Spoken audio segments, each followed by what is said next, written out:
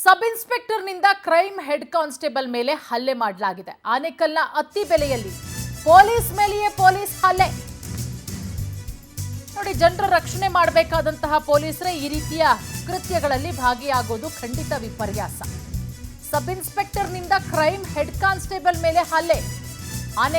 ಆನೇಕಲ್ನ ಅತ್ತಿಬೆಲೆಯಲ್ಲಿ police ಮೇಲೆಯೇ police ಹಲ್ಲೆ ಮಾಡಿರೋದು. ಕಿಡ್ನಾಪ್ ಮಾಡಿ ಮಾರಣಾಂತಿಕವಾಗಿ ಹಲ್ಲೆ ನಡೆಸಿದ ಪೊಲೀಸರು.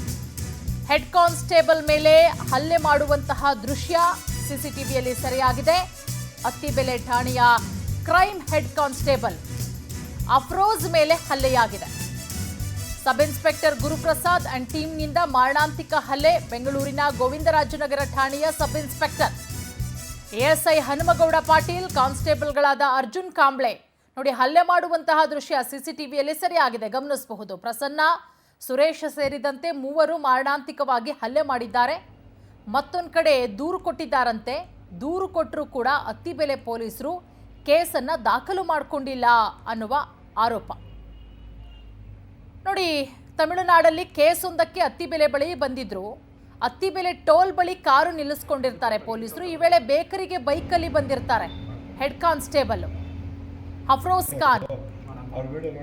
ಅವರ ಮಗನ ಬೈಕನ್ನು ಪೊಲೀಸರು ಅಡ್ಡಗಡ್ತಾರೆ. ದಾಖಲಾತಿ ಚೆಕ್ ಮಾಡಬೇಕು ಅಂತಾರೆ. ಈ ಸಂದರ್ಭದಲ್ಲಿ ಆಗಿರುವಂತಹ ವಾಗ್ವಾದ ಇದು. ಹಲ್ಲೆಯ ದೃಶ್ಯಾವಳಿಗಳನ್ನು ಗಮನಿಸ್ತಾ ಇದ್ದೀರಾ. ಈ ಬಗ್ಗೆ ಮತ್ತಷ್ಟು ಮಾಹಿತಿ ಕೊಡ್ತಾರೆ ನಮ್ಮ ಪ್ರತಿನಿಧಿ ರಾಘವೇಂದ್ರ. ರಾಘವೇಂದ್ರ, ಏನಿದು ಪ್ರಕರಣ? ಪೊಲೀಸ್ ವರ್ಸಸ್ ಪೊಲೀಸ್ ಫೈಟ್ ಆಗಿರೋದು ಏನ್ ಕಾರಣ ಅಂತ ಹೇಳಿ ರಾಘವೇಂದ್ರ.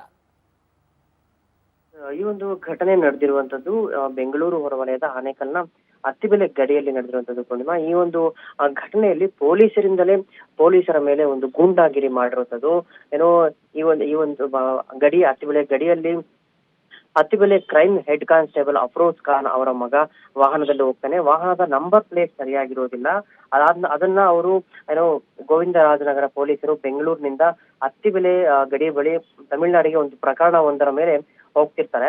ಆ ಸಂದರ್ಭದಲ್ಲಿ ಅಲ್ಲಿ ನಿಂತ್ಕೊಂಡಿರ್ತಾರೆ. ಅವರು ಪ್ರಶ್ನೆ ಮಾಡ್ತಾರೆ, ನಂಬರ್ ಪ್ಲೇಟ್ ಯಾಕೆ ಈ ರೀತಿ ಇದೆ, ಡಾಕ್ಯುಮೆಂಟ್ ಏನಿದೆ ಅಂತೇಳಿ. ಆ ಒಂದು ಸಂದರ್ಭದಲ್ಲಿ ನಾನು ಸರಿಪಡಿಸ್ಕೊಳ್ತೀನಿ ಅಂತೇಳಿ ಆ ಹುಡುಗ ಹೇಳ್ತಾನೆ. ಆದ್ರೂ ಕೂಡ ಅವನು ಪೊಲೀಸರು ಅಲ್ಲಿ ಕೇಳೋದಿಲ್ಲ. ಅವನನ್ನ ಅಲ್ಲಿ ಹಲ್ಲೆಯನ್ನ ಮಾಡ್ತಾರೆ. ಅದಾದ ನಂತರ ಹೆಡ್ ಕಾನ್ಸ್ಟೇಬಲ್ ಅಫ್ರೋಜ್ ಖಾನ್ ಕೂಡ ಸ್ಥಳಕ್ಕೆ ಹೋಗ್ತಾರೆ. ಆವಾಗ ಕೂಡ ಅಫ್ರೋಜ್ ಖಾನ್ ಮೇಲೂ ಕೂಡ ನಾನು ಇಲ್ಲಿ ಸ್ಟೇಷನ್ ಅಲ್ಲಿ ಪೊಲೀಸ್ ಆಗಿ ಕೆಲಸ ಮಾಡ್ತಿದ್ದೀನಿ ಅಂತ ಹೇಳಿದ್ರು ಕೂಡ ಅಲ್ಲಿನ ಒಂದು ಬಂದಿದ್ದಂತ ಪೊಲೀಸರು ಏನಿದ್ದಾರೆ, ಒಂದು ಪೊಲೀಸರು ಅವನ ಮೇಲೆ ಅಫ್ರೋಜ್ ಖಾನ್ ಹಾಗೂ ಅವರ ಮಗನ ಮೇಲೆ ಮಾರಣಾಂತಿಕವಾಗಿ ಒಂದು ಹಲ್ಲೆಯನ್ನ ಕೂಡ ಮಾಡ್ತಿರೋದು. ಈ ವಿಚಾರ ಆನೇಕಲ್ನ ಗಮನಕ್ಕೂ ತರಲಾಗುತ್ತೆ. ಜೊತೆಗೆ ಅತ್ತಿಬೆಲೆ ಪೊಲೀಸ್ ಇನ್ಸ್ಪೆಕ್ಟರ್ ಅವರ ಗಮನಕ್ಕೂ ತರಲಾಗುತ್ತೆ. ಆ ಜೊತೆಗೆ ಪ್ರಕರಣವನ್ನ ದಾಖಲಿಸಿಕೊಳ್ಬೇಕು ಅಂತ ಹೇಳಿ ಹೇಳಿದಾಗ ಅವರು ಪ್ರಕರಣವನ್ನ ಇದುವರೆಗೂ ಕೂಡ ದಾಖಲಿಸಿಕೊಂಡಿಲ್ಲ ಅಂತ ಹೇಳಿ ಒಂದು ಮಾಹಿತಿ ಕೂಡ ಲಭ್ಯವಾಗಿರ್ತದೆ ಪೂರ್ಣಿಮಾ. ಥ್ಯಾಂಕ್ ಯು ರಾಘವೇಂದ್ರ ತಮ್ಮೆಲ್ಲ ಮಾಹಿತಿಗಾಗಿ.